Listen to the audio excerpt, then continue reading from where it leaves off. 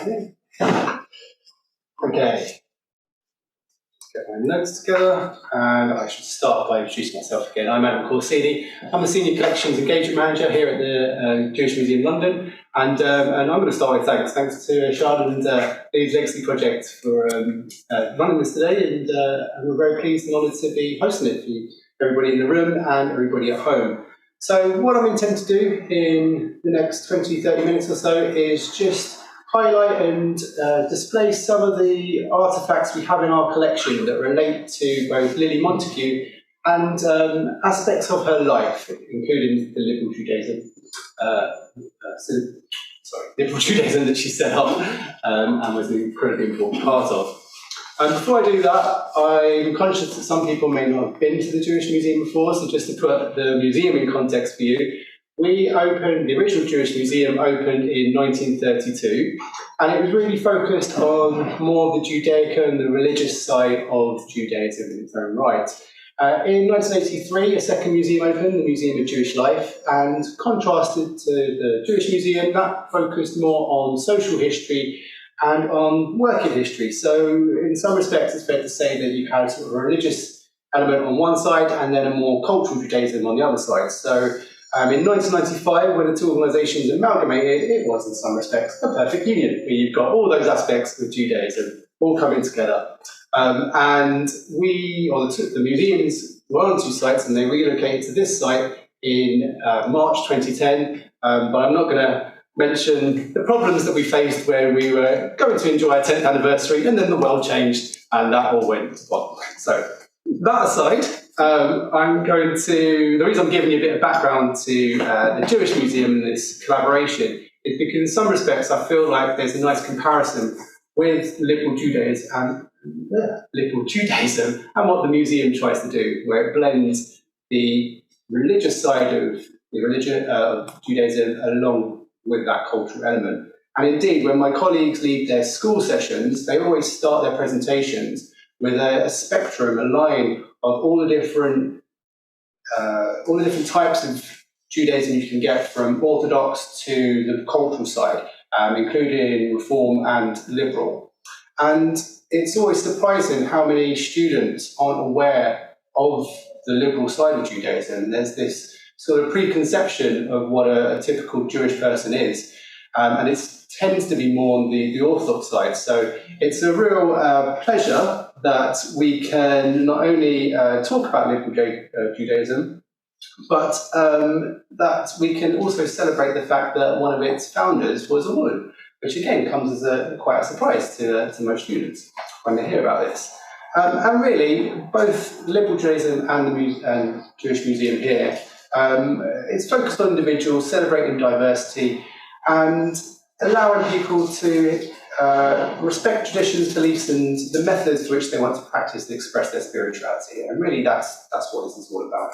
But without further ado, you want to see some objects, and I'm going to show you some from our collection. Some are images, so I'm hoping that the camera can zoom into these. But I'm going to start with this image here, and this is of Lily Montagu. Let's just rest it here, so hopefully that's visible. I'm going to start with this image of Lily, which was taken in the late 19th century. And by the looks of it, I think this was when she was probably in her late teens or early 20s, because she was born in 1873, and so I'm sure that will come up several times during the course of today. And this photo is a copy of the original, which belongs to the Montagu family, and it was offered to the museum in 1993 by her nephew, Brian. It's probably around the time when she was setting up the West Central Jewish Girls Club alongside her sister Marion and her cousin Beatrice. And I think one of the interesting things that I was thinking about when I started looking at this photograph was that it's important to remember Lily's early life, and that she came from an Orthodox family, or an observant Jewish family, an Orthodox household.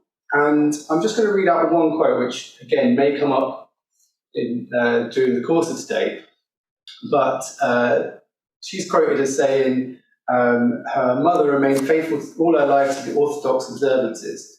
And although this said, she was brought up in the observant household, Lily always said that there was a space for her and her 9 siblings to ask questions about their faith, regardless of how radical they seemed. So I like the fact that this is from her early life, and it's sort of, when you look into this, it's really important to remember the context of what you're looking at and what her circumstances would have been.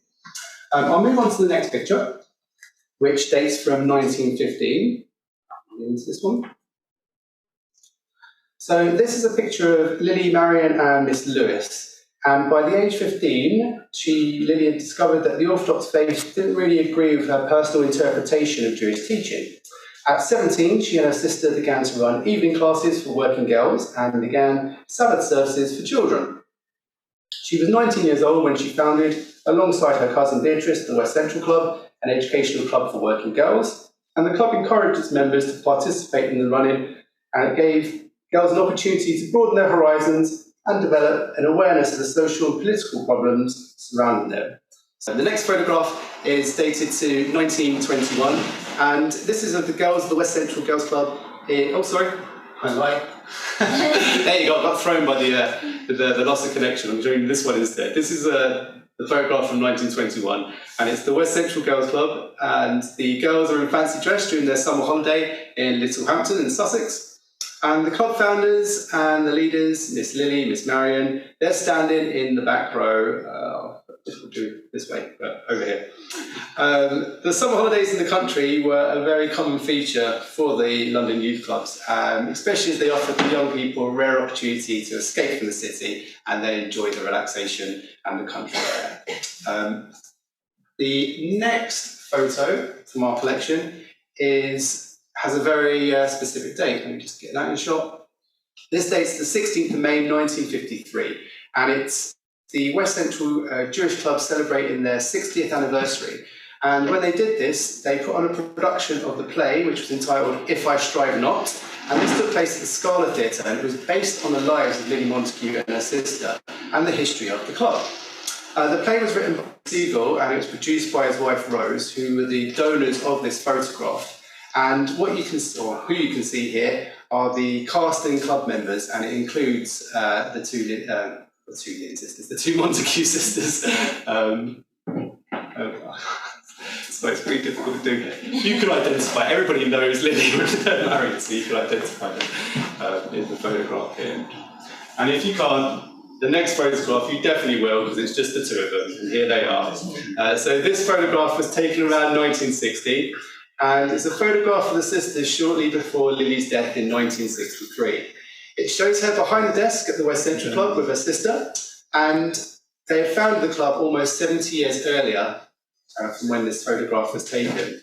What I really like about this is behind the sisters is a sign advertising the West Central Tennis Club, and this is one of those affiliated organisations for the young Jewish people in the West End. Especially nice when one of the other photographs was connected to the tennis in the club as well.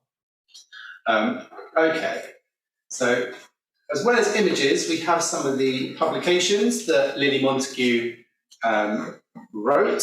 The first is Thoughts on Judaism. We'll try and get that there.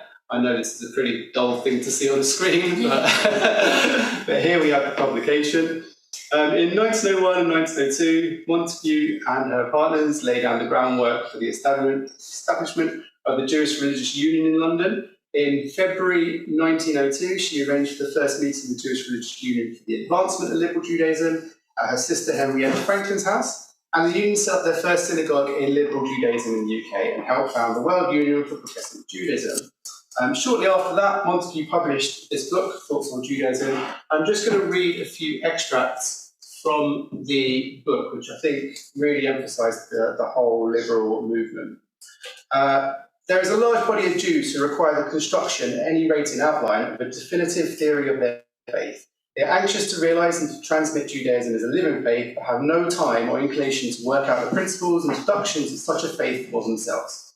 This class includes busy men and women who have enough to do already without thinking very much about their religion. There are others who think Judaism all right in its proper place, but do not believe it affects them more than perhaps 2 or 3 times a year. This little book purposes to explain my concept of Judaism as a living religion, in endeavouring to answer the questions: what are the vital principles of Judaism, why are they vital, how can they be applied to modern life? The beauty of Judaism is useless and then relate it into our lives. And I think that's really poignant, and especially when we start thinking of the liberal movement and how it progressed, thanks. The other book in our collection, or one of the other books in the collection, I wasn't aware of before I started looking into this, but I'm sure you guys know better than me, but it's a fascinating, lovely little book entitled Letters to Anne and Peter.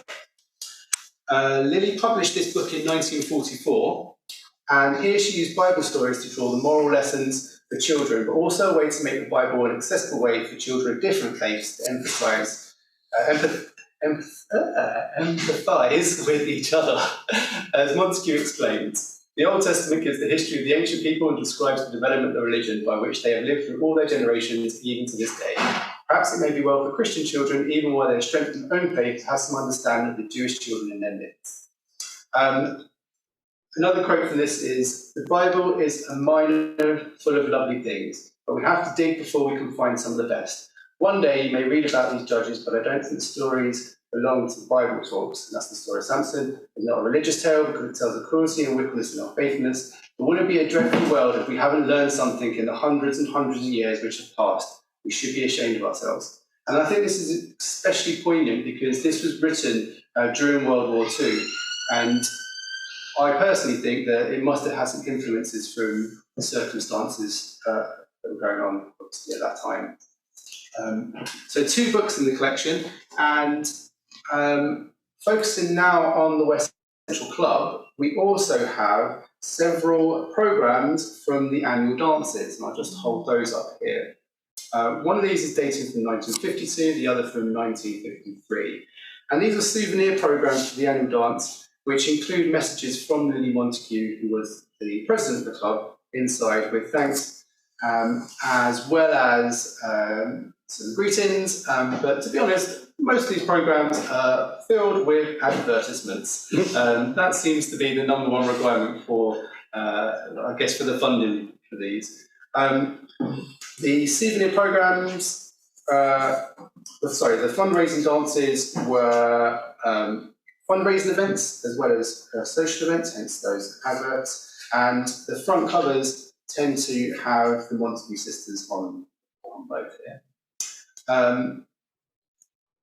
In both cases, Lily Montagu thanks everyone who helped organise the dance, and we see this time and time again. She's full of praise for the members of the clubs and for her colleagues. She always shared the praise amongst her peers. A few more to show. The first is the order of service here. So this is from the Liberal Jewish Synagogue, and it dates in 1963. It's the order of service for Lily Montagu, which was held on the 10th of February 1963. And it includes several things relating to Lily. The first is a prayer, "O God, be thou praised," which is written by Montagu for the prayer book of the Jewish Religious Union. It also includes passages written by Lily, including "The prophet appeals to us to be holy," which was from the first sermon that she preached at the original Liberal Jewish Synagogue in Hill Street on 15th of January 1918.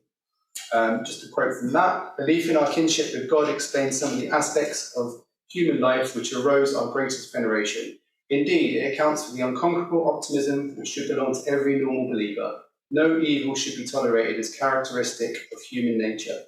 The kingship of God applies the ultimate perfectibility of man. It justifies the Jewish doctrine of the possible annihilation of evil by the substitution of good." I'm conscious of time, so I will speed up with the next publication we have. And this is an 82-page printed booklet, which is the story of the West Central Club and its founders. It contains the history of the West Central Club from 1892 to 1968, and it has an introduction from the Vice President and the Honorary Secretary, Nellie White. What I found really interesting about this is that it includes in the epilogue a letter by Lily Montagu, which she wrote to be read after her death. alongside sections of tributes to the club and its leaders. I'm not going to read all of it, but I'm going to find the passage, and I'm just going to read the last bit. Finally, I would ask you to make our club a happy place, a place of peace and hope, wherein happiness can be sanctified and sorrow softened through friendship. And now, dear children, goodbye, and God bless you, and help you in all you try to do. I know you won't forget your club mother very quickly. She loves you all and will continue to do so from her new home. She leaves you her work unfinished and very imperfect, so you can complete and improve it. Your affectionate friend and club mother, Lily Montagu. I just find that a lovely tribute to her and a legacy, one of the many legacies, hence the name of the project. So I'm going to wrap up now. Just suffice to say that, oops, I can't get the object out of the box now. Hang on a second. One of the campaigns that we have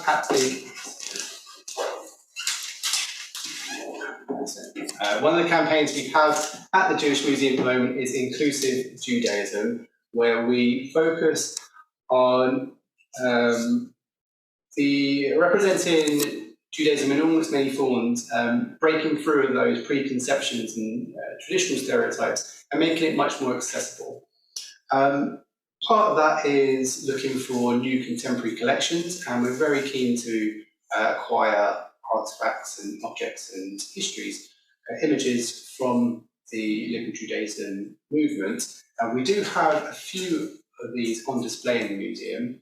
I haven't got images, but they include photographs of gay couples dancing in the liberal synagogue for the festival of Chapter, I think it is. We have a book by, or a collection of letters and press cuttings to Olga Lazarus from scholars after she published the publication Liberal Judaism, Its Standpoint in 1937. That includes a note from Claude Joseph Goldsmith Montefiore, which is signed CJM, and it says, "It's just arrived, 9 p.m, October the 5th, many thanks, it looks very nice and elegant." That's currently on display in our new acquisitions case, if anyone has a chance to visit and have a look at that. And in the past, we have had exhibitions related to aspects of liberal Judaism, including the Jews for a Queer Lens exhibition, which is currently up in our community space. And in relation to the kinder transport, we have fantastic portraits of Anne and Bob Kirk, who some of you may know, one of the both on the kinder transport, and they were heavily involved in liberal Judaism, and Anne herself was the technical editor on the Siddur Dash. Probably haven't pronounced that correctly, but apologies. I'm ending with a photograph of Lily, which was taken in 1943, her 70th year, and just to say that this is one that we see every day because it is up in our offices at the Jewish Museum London. So that's where I'm going to end it. I overrun a little bit, but I think because of connections, hopefully everyone enjoys seeing a few of the artifacts that we do have.